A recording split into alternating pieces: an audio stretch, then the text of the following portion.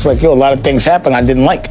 But really, besides the fact that how she got treated by men her whole life, which killed her ultimately, is how everyone just didn't give. Everyone looked the other way. My point is everyone keeps looking the other way. Period. Everyone has all these morals and principles, but when it behooves them, they look the other way. That was a murder.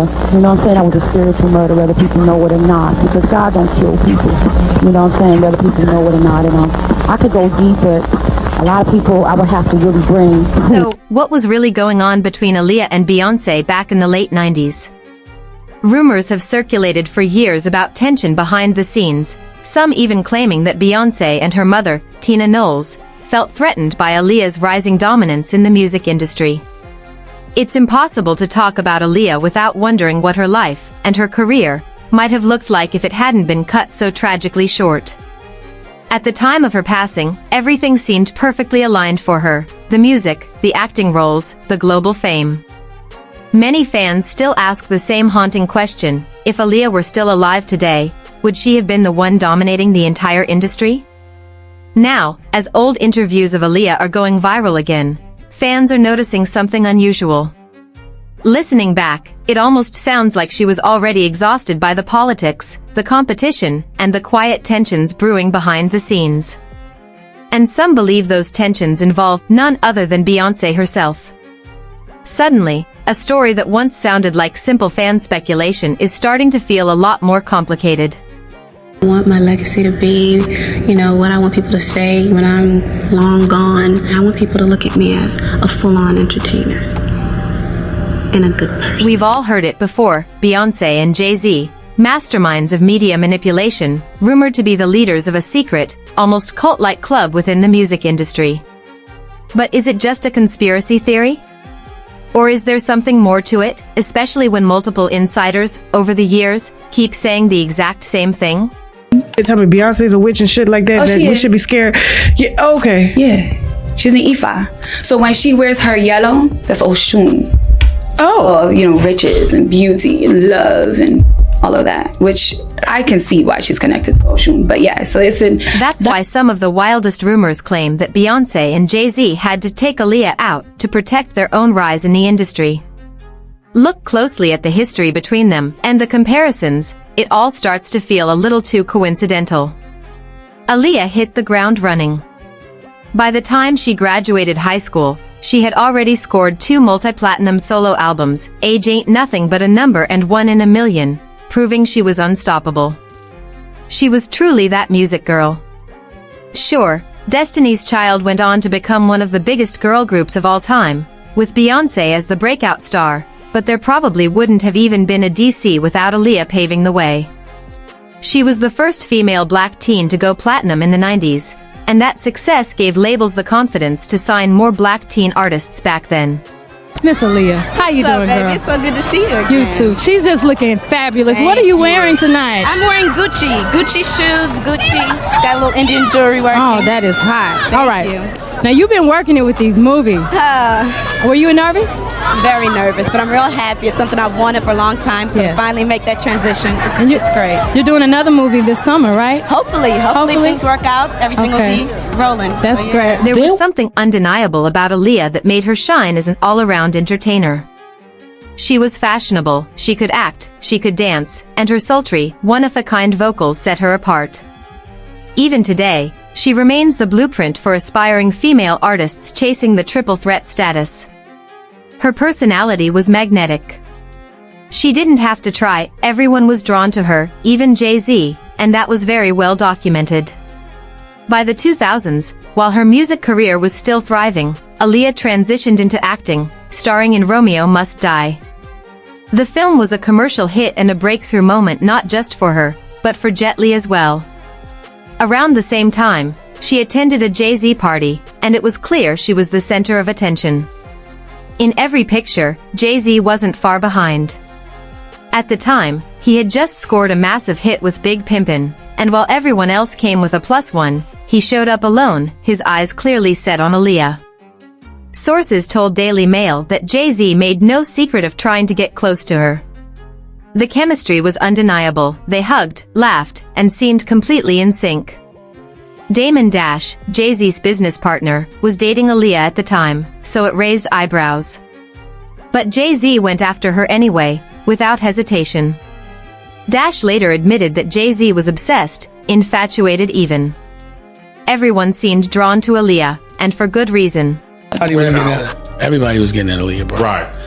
She was like, she'll go to dinner with a nigga, but she wasn't going to just be smashing. So that was like the big deal, like who could get with Aaliyah. You know what I'm saying? But like, was he bitter? Obviously. Yeah, he felt the way. What Damon Dash didn't expect was just how bitter Jay-Z would become after losing Aaliyah to him. Reportedly, it was all too easy for Jay to cut ties with Dash. One thing people say about Jay-Z is that he has deep insecurities, about his looks, about his place in the music industry. Losing the girl everyone wanted was a blow to his ego, and those feelings reportedly spilled over into his relationship with Beyoncé. While she and Jay-Z were dating, Beyoncé allegedly became painfully aware that she wasn't his first choice, and resentment toward Aaliyah began to build. At the same time, Beyoncé was trying to launch her solo career, but everywhere she looked, it was Aaliyah, Aaliyah, Aaliyah. According to insiders, this frustration even extended to her mother, Tina Knowles, whose biggest goal was for Beyoncé to become the biggest star possible. Some argue that Aaliyah and Beyoncé were doing different things, but the comparison was unavoidable. Both were R&B singers with crossover pop appeal, both trained dancers and performers, both marketed as triple threats. When it came to who was the better all-around performer, there could only be one queen. In the early 2000s, celebrity culture was toxic, and as artists like Genuine once said, if Aaliyah had lived, she and Beyoncé would have been neck and neck. You can see how the tension was already brewing. Several insiders claim Aaliyah was aware of Beyoncé's feelings but couldn't understand why, since all she ever showed was kindness and grace.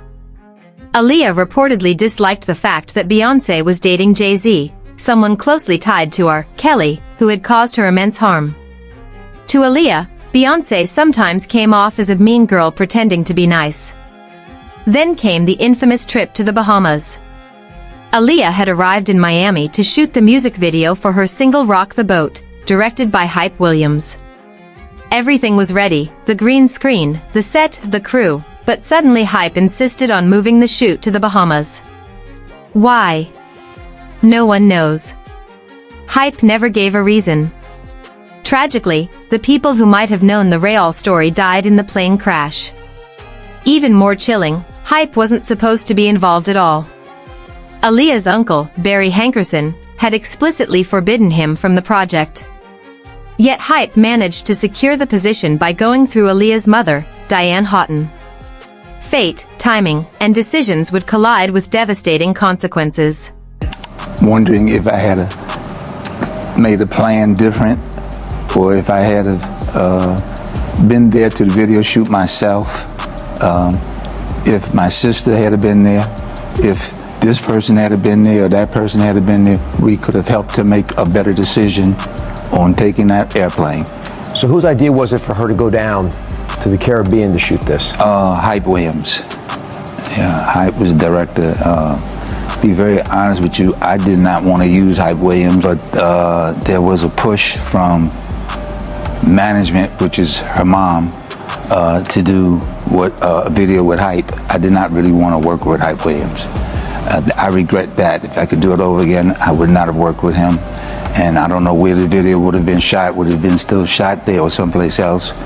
But it's the first time I've ever said that. But that's what was in my heart when his name came up.